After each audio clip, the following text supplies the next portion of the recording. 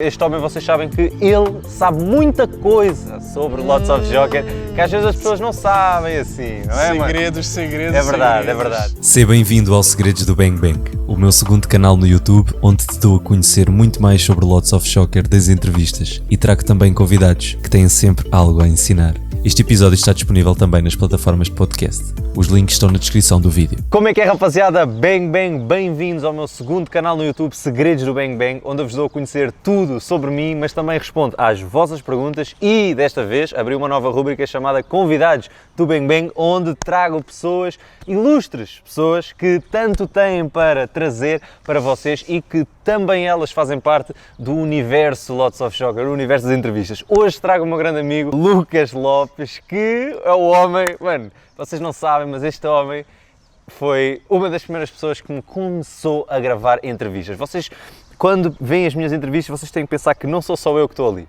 Também há toda uma equipa por trás, Lucas Lopes, às vezes Lil Bess e às vezes o resto dos rapazes que vão connosco para as festas, que está sempre lá presente, e este homem sempre, desde o primeiro momento, desde o primeiro instante e também muito antes, vale a pena frisar e já vamos falar sobre isso, esteve sempre presente, sempre a apoiar-me neste projeto, mesmo antes dele dar frutos, e é de louvar e aceito, e mano, e para mim é uma grande honra ter-te aqui. Sem dúvida que abri esta rubrica do Convidados do Bang Bang para vos trazer também pessoas que tanto elas têm para mostrar aqui. Meu Lucas Lopes, muito obrigado mais uma vez por teres vindo, mano. Hoje vamos ter aqui uma conversa bastante informal, uma coisa muito simples, porque este homem, vocês sabem que ele sabe muita coisa sobre Lots of Joker, que às vezes as pessoas não sabem assim, não é, Segredos. É verdade, é verdade. E, mano, conta-me uma coisa, se tu tivesse aqui que explicar numa frase, qual é que é a essência, o que é que tu sentes quando vais filmar as entrevistas comigo? Numa frase. Pode ser mais. Eu sinto duas coisas, eu acho, quando eu vou gravar contigo, cara. A primeira coisa é muito gosto pelo trabalho de todos, da equipa toda. É aquela vontade de querer, bora fazer acontecer, e a gente trabalha, velho. Quem vê a gente nas festas, quem tem eu ia dizer o prazer, né? Se não fosse muito prepotente dizer isso, o prazer de nos encontrar nas festas, consegue ver que a gente não para. Não é aquela festa que a gente vai, vamos curtir e grava um pouquinho. É trabalho, é real, o foco é o trabalho. E a segunda coisa é o quanto esse cara aqui, ele tem a cabeça focada no que ele quer. É bizarro, ele é muito focado. Eu não entendo o que esse cara faz.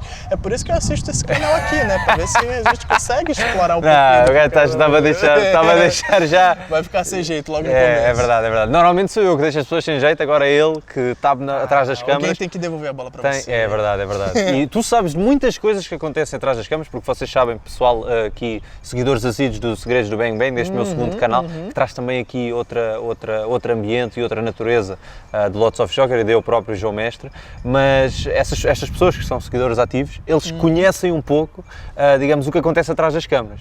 Mas uma pessoa que vem filmar comigo, sejas tu, sejas os outros câmaras, o Gonçalo, o Carlos, por exemplo, são pessoas, mano, que estão lá desde o início ao fim.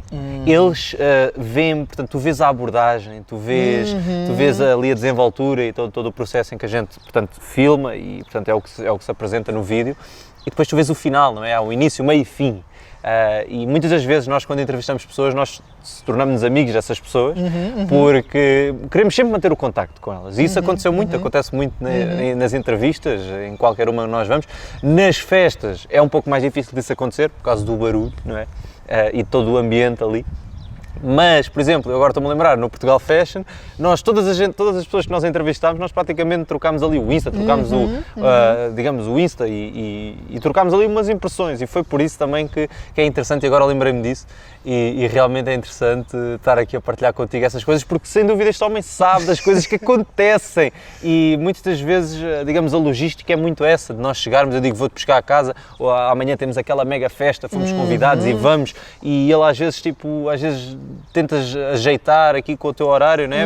E coisa. Mas explica-me um pouco, então, o que é que tu O que é que tu sentes quando filmas e toda esta experiência, tudo o que tu queiras explicar aqui? É uma experiência engraçada, porque como você falou, né, geralmente a gente planeia, tem um calendário, tudo certinho com as gravações, as festas e tal, só que às vezes surge uma outra meio à última da hora, né, que eu recebo a ligação e, cara, o processo, desde que eu recebo a chamada falando vai ter festa, até o momento que eu fico ansioso esperando o vídeo voltar da edição. Quando o vídeo vai pra edição, eu fico, cara, manda um pouco, ainda não tá pronto, Lucas, não tá pronto, meu Deus, eu quero ver o vídeo. E é fixe, como tu falaste, a gente conhece muitas pessoas, teve muita gente das festas, das entrevistas, que até hoje eu falo, sou amigo, eu converso. É verdade, é verdade. E isso é muito bacana, porque isso mostra que a gente não faz uma coisa muito mecânica, é humano, é o contato humano. É a gente, seja eu como um câmera, tu como entrevistador, principalmente, a gente tem esse contato humano com as pessoas que estão nas festas, que a gente está se comunicando, entende? A gente, por exemplo, uma coisa que no começo eu ficava perguntando sempre pra ti, quais vão ser as perguntas? E tu me dizia assim, olha, eu tenho 2 ou 3 aqui e o resto é realmente uma conversa que flui, né? E requer, inclusive, uma habilidade para conseguir manter uma conversa com um desconhecido desse jeito. Mas isso é uma coisa que eu acho que faz bem, sabia? Tu te sente bem, meu? Como é que tu... Agora eu que tô invertendo aqui. Como é que é pra ti, cara, essa parte do... É assim, lá está, como tu disseste, é toda uma naturalidade, não é? Nós temos que ir para lá com a ideia de que vai correr bem e que nós vamos para lá não é tanto para o trabalho, nós vamos lá para nos divertirmos e para criarmos um bom ambiente. E quando nós interiorizamos isto, não é? As coisas fluem, não é? Eu se, por exemplo, pensares assim, não, eu vou lá porque eu tenho que sair de lá com um vídeo, tipo um vídeo mega, que vai dar, um vídeo que tem que dar 1 milhão de visualizações.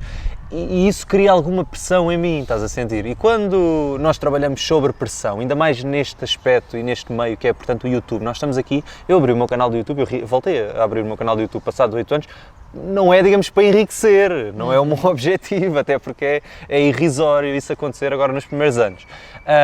Eu vou fazer aquilo porque realmente me dá prazer fazer aquilo.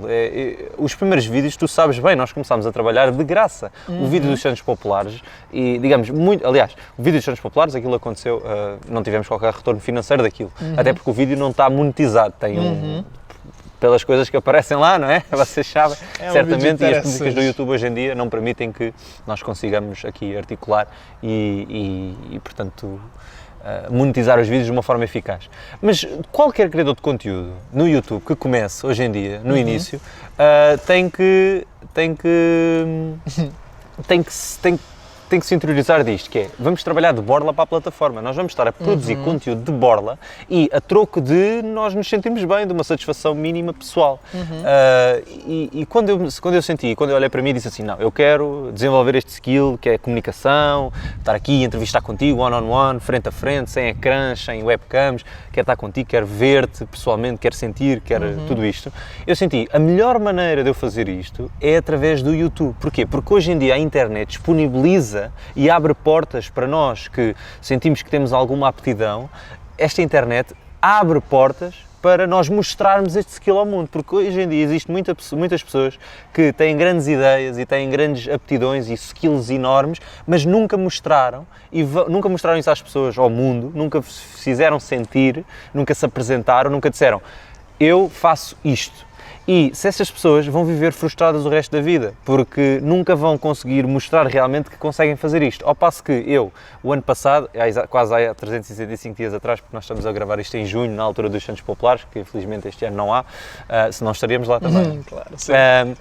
E eu há 365 dias atrás, eu pensei assim para mim, não, eu quero desenvolver esta aptidão, eu quero mostrar que consigo fazer isto ao mundo, porque, digamos, eu já sinto que consigo fazer aquilo naquela altura. Como é que eu vou fazer isto? Vou abrir um canal do YouTube, vou mostrar, vou produzir, porque de outra forma, eu se chegasse perto de ti e dissesse assim, sem um canal aberto, sem nada, olha, eu sei fazer entrevistas, tu ias acreditar? Estás a ver? Se não me conhecesses de lado nenhum, estás a ver? E se eu chego aqui e digo, não, há uma porta aberta para mim que é o YouTube, mas esta porta é difícil ou melhor, para mim o meu skill aqui é difícil de ser notado, é todo um processo, demora tempo, não é? E nós sentimos isso também na altura do Dr. Croc, porque para quem sabe nós tivemos um segundo canal antes, aliás, um canal antes do Lots of Joker, em que eu fazia vídeos de entrevistas em inglês, para as pessoas, e o Lucas foi uma das primeiras pessoas que me filmou, e eu andei com esse canal durante 2 anos, e vocês estão familiarizados também com o meu primeiro episódio aqui no Segredos do Bang Bang, que se chama A Minha História.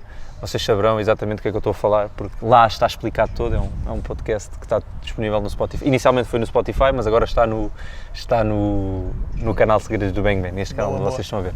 Mas pronto, para ser mais direto nesta questão, é mesmo isso, mano. Eu sinto que não é tanta questão de querer fazer as coisas sob pressão, mas é para me divertir, porque eu estou lá, é exatamente para me divertir, porque aquilo me dá prazer. Eu chego numa festa, então agora, nestas últimas festas onde nós fomos, por exemplo, do Carnaval e tudo mais, as pessoas já nos conhecem, já sabem que nós vamos para lá, então se avisarmos antes aquilo, junta-se ali um aglomerado de pessoas, e nós chegamos lá e aquilo é um ambiente assim muito, digamos, festivo, não é? Digamos, nós uma mistura de acolhedor e assustador ao mesmo tempo, é verdade, fica ali brincando nos dois. Exatamente, porque eles chegam e querem vir para o pé de nós, querem tocar, querem tirar fotos e querem estar ali. E nós somos quase os únicos youtubers que trabalhamos junto do nosso público, que é uma coisa que os produtores de conteúdo hoje em dia, eles filmam em casa, a jogar, fazem streams e tudo mais, mas é tudo afastado do público, se bem que é para o público deles, não é? Mas é afastado. Nós produzimos conteúdo junto do nosso público, ou seja, nós temos que criar aqui uma afeição sempre com eles, porque eu vou numa festa de Louros, por exemplo, fomos com o Maitê, fomos filmar, e estavam lá, tipo, eu tinha avisado que ia à festa de Louros tipo uma semana antes, estava lá um grupo de pessoas que até tinha criado, um grupo que era o Just Fly, para eles, não sei se vão ouvir, mas meus putos, vocês sabem, estamos aí, eles tinham criado um grupo no WhatsApp, todos eles, rapazes, e tinham-me inserido lá e a dizer, mano, estou pronto, estou à espera de ti, não sei o quê, no Carnaval de Louros, está a ver? E eu sabia que quando chegasse ao Carnaval de Louros, eu ia ser abordado por aqueles rapazes. E fui. Foram os gajos que, mal a gente chegou, entrou na porta depois do segurança, entrámos e os gajos abordaram-se logo. Ei, o gajo está aí, está. Está a ver?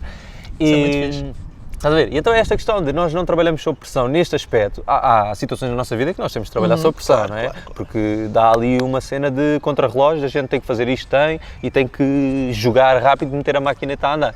Mas neste caso de YouTube, ele é visto mais na desportiva, do estilo. Obviamente quer apresentar um bom trabalho, o trabalho é sempre bem apresentado dentro do possível, porque nós temos aqui, digamos, normas a seguir, mas queremos sempre conseguir também abstrair-nos desta pressão e desta cena toda e queremos só, portanto, lançar conteúdo e produzir, mas de uma forma harmoniosa e natural, que é sempre o que nós procuramos, naturalidade nas próprias entrevistas. É que produzir com prazer não significa se abster da qualidade. Isso é muito importante, a gente se diverte muito, é muito prazeroso. Toda vez que eu sei que vai ter festa, eu fico feliz, que eu sei que vai ser divertido.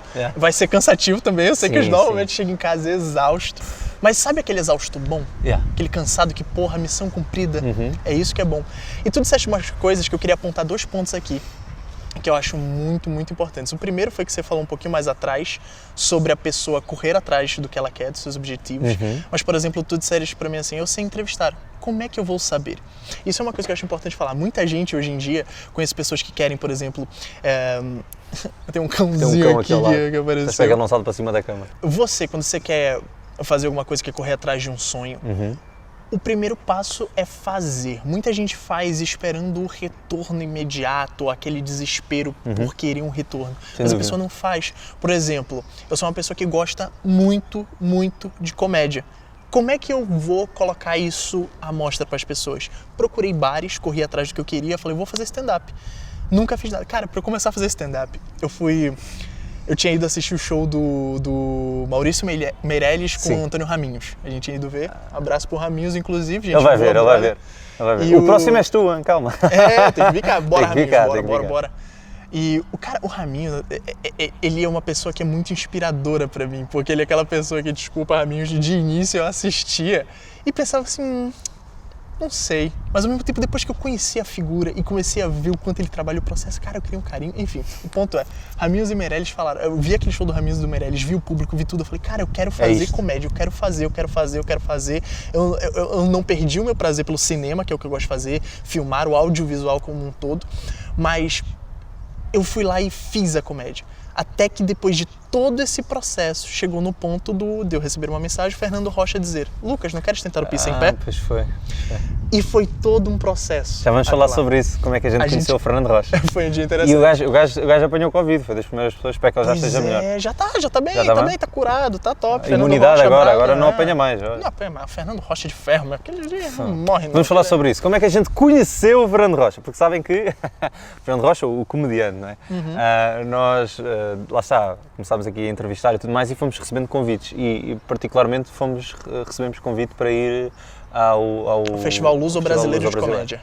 Comédia. E foi muito interessante porque estava lá o Fernando Rocha e entrevistámo-lo e foi de facto interessante porque fizemos a entrevista com ele. Esse vídeo, aliás, ainda nem saiu, mas irá sair um dia, em breve, no meu canal como um extra. Mas entrevistámo-lo, eles estavam lá a fazer o Festival Luso-Brasileiro de Comédia, no Casino de Estoril, e nós fomos entrevistar no backstage os artistas que iam fazer o festival e iam fazer a comédia.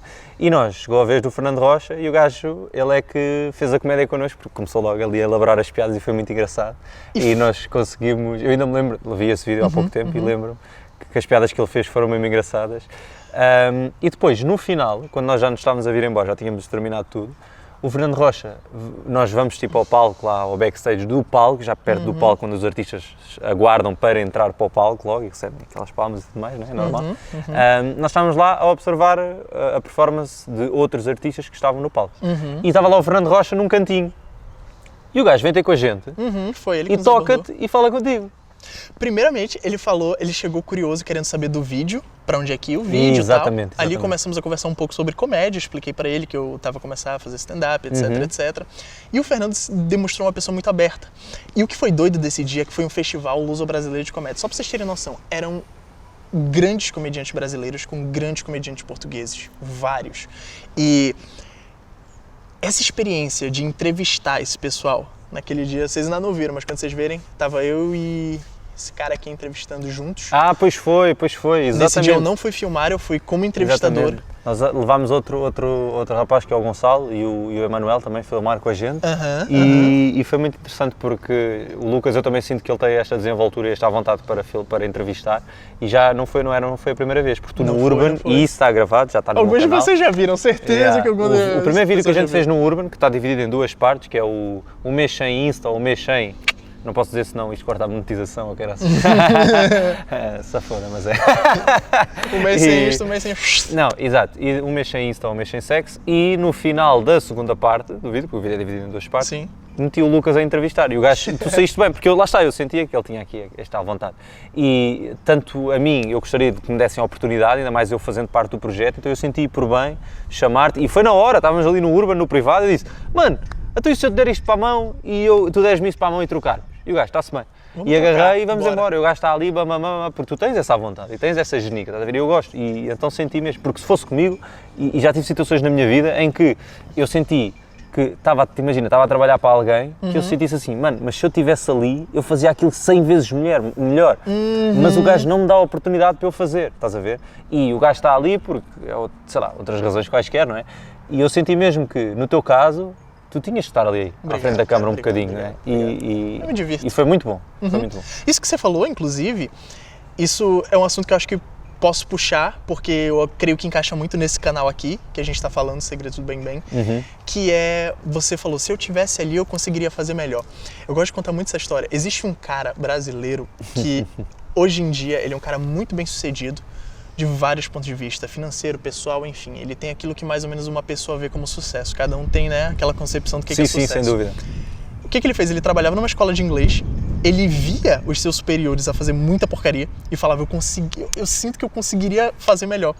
Tentou sugerir, tentou de todas as formas, ninguém ouviu ele, saiu, abriu a escola dele de inglês, que hoje é uma das maiores redes de ensino do Brasil. Uau. Então é aquela coisa de você querer fazer alguma coisa, você correr atrás de fazer, mas claro, com muito estudo, muita dedicação. Sem dúvida. Quantos livros tu lês, mano, por ano? Tu lê livro pra caramba, né? Por ano não sei, mas imagina, eu faço temporadas, eu normalmente gasto à volta de 150, 200 euros por temporada em livros e eu mando vir da Amazon, porque se eu comprasse aí na net, aí nas outras lojas físicas em Portugal, para além de serem muito mais caros, estão disponíveis em português e eu não gosto de ler livros já em português. Eu sinto que a qualidade do idioma em português, da própria tradução, tu não consegues, não permite que tu retenhas toda a informação. E para além de que ler livros em inglês estimula o teu cérebro quase a dobrar, porque tu estás a ler numa língua que não é a tua.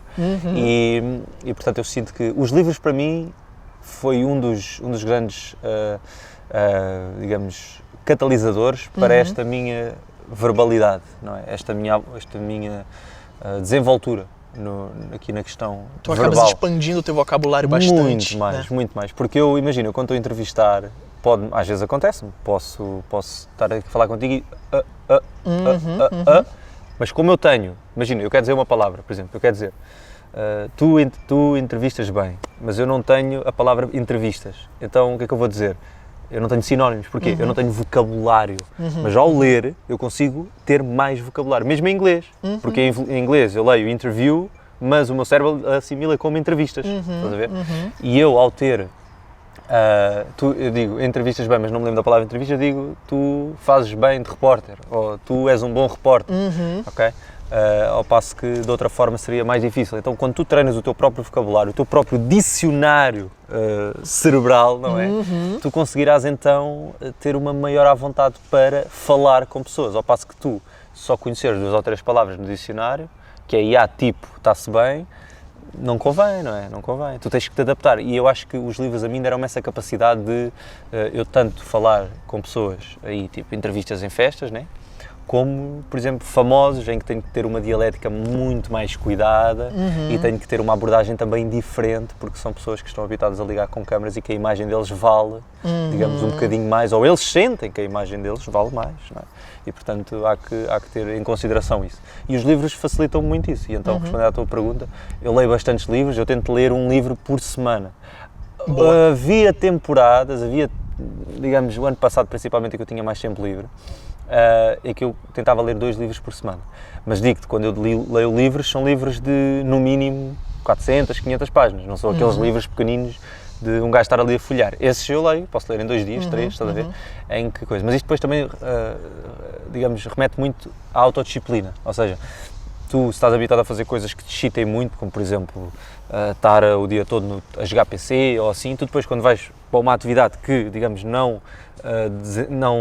te dispara dopamina. Não dispara dopamina, exatamente, pronto, tu sabes, não é? Digamos, aqui o boost de dopamina que tu recebes, os níveis de dopamina não são elevados, não são tão elevados como, por exemplo, se estivesses a ler, se estivesses a jogar ou assim.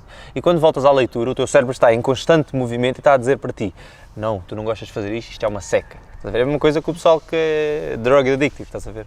E portanto depois já não queres fazer mais. Só que se tu abolires esses comportamentos que de uma forma exacerbada, de uma forma descontrolada, aniquilam e transformam o teu cérebro, e se tu te mantiveres só com comportamentos que de certa forma são comportamentos saudáveis e que estão, digamos, inerentes ao desenvolvimento do cérebro humano, tu aí sim conseguirás focar-te e consegues retirar algum proveito de ler livros. E os níveis de dopamina vão ser sempre constantes, mas não muito elevados, e é o que se quer, estás a ver?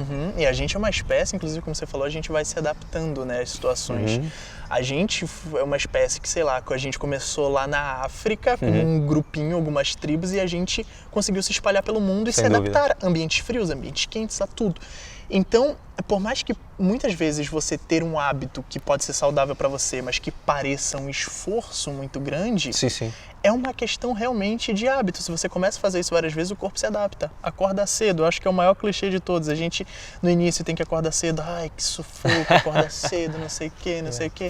Se você fica acordando cedo todos os dias, a partir de 21 dias mais ou menos, já deixa de ser um esforço e torna-se um prazer.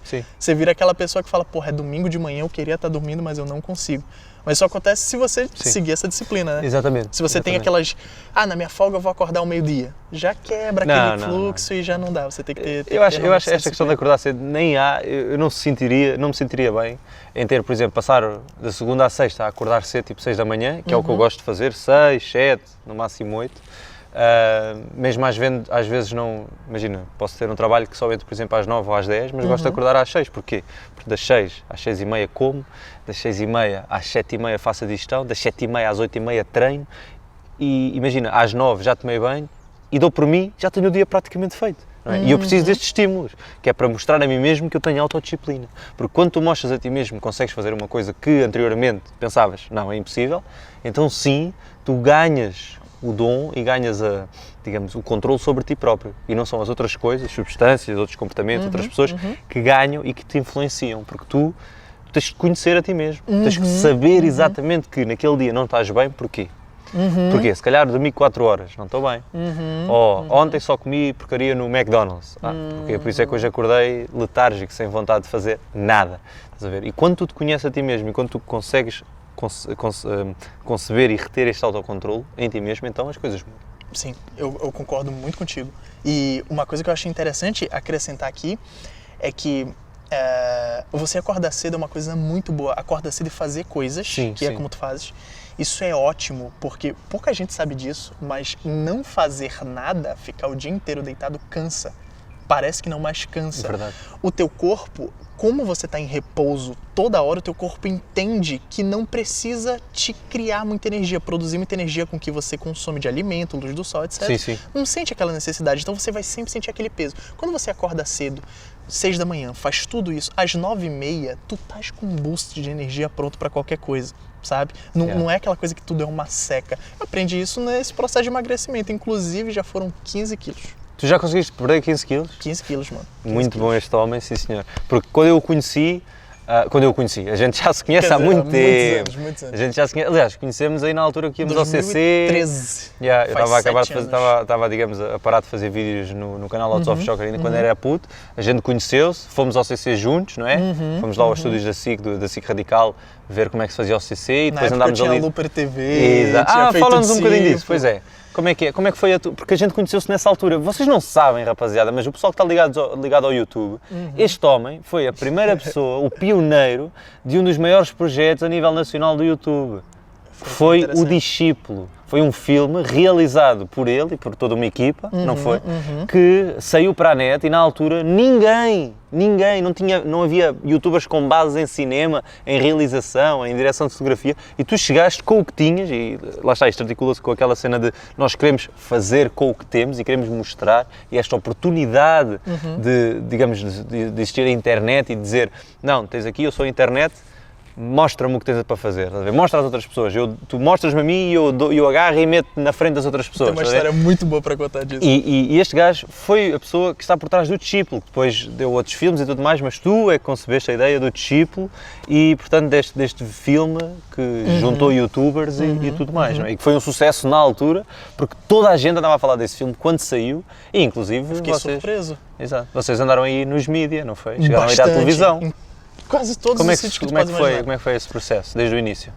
O processo foi muito curioso, porque, como eu te falei, tinha um canal na época chamado Evolution Films, no YouTube, onde eu assisti eles fazerem os vídeos com efeitos especiais, uma coisa assim cinematográfica e tal. Nunca tentaram fazer um longo ou coisa do tipo. E eu queria muito fazer coisa com eles, mas foi aquilo que a gente conversou mais cedo. Eu não tinha nada na internet para mostrar que eu era bom. Okay. Então, quando eu falei, eles disseram que não, como é óbvio. Compreendo perfeitamente a posição deles naquela época, inclusive eu faria a mesma coisa, estando no lugar deles.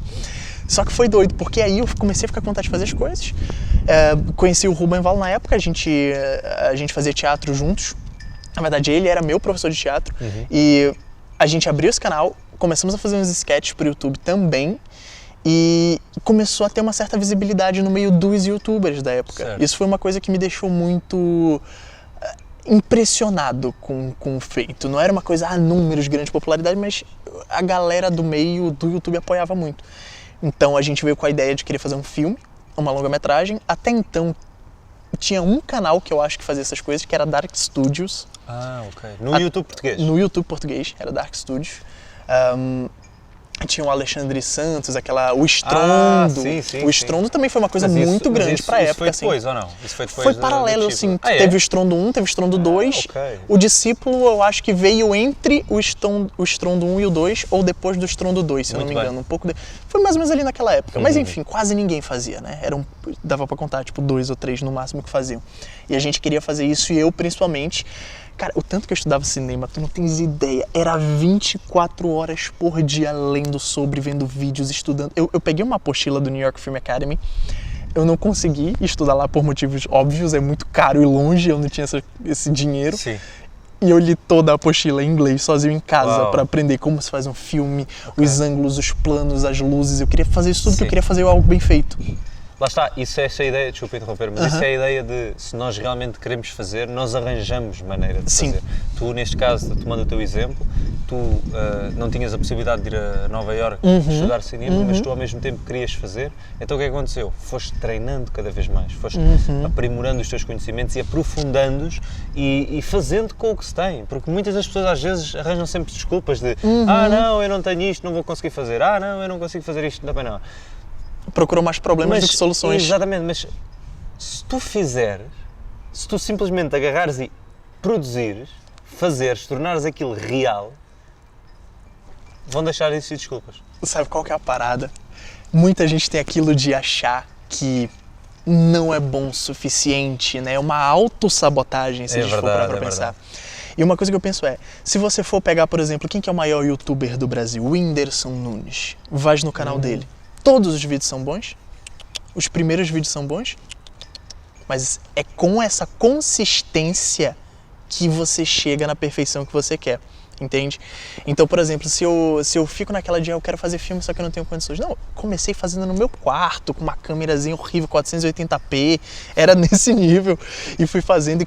Quando a gente finalmente conseguiu fazer o Discípulos, mano, sem dinheiro nenhum, era tipo, nos fins de semana ter que marcar, de todo mundo se encontrar no mesmo lugar, foi quase 1 ano pra esse filme ficar pronto, filme de 1 hora, mais ou menos. E foi um sufoco pra fazer, mas quando saiu, foi absurdo, foi realmente, eu não fazia ideia de que aquilo ia atingir as proporções que aquilo atingiu. Nós fizemos uma tour por 9 cidades. Na TV nós fomos aos 5 para meia-noite. É uma história... Mano, no 5 para meia-noite a gente tava muito tipo... Cara, a gente tem que divulgar isso na TV de alguma forma. Sim. A Jubso, que apareceu no teu canal recentemente, inclusive. Sim, no Casa do Cais, no vídeo da Casa do Cais. Isso, ela conhecia um dos produtores do 5 para meia-noite.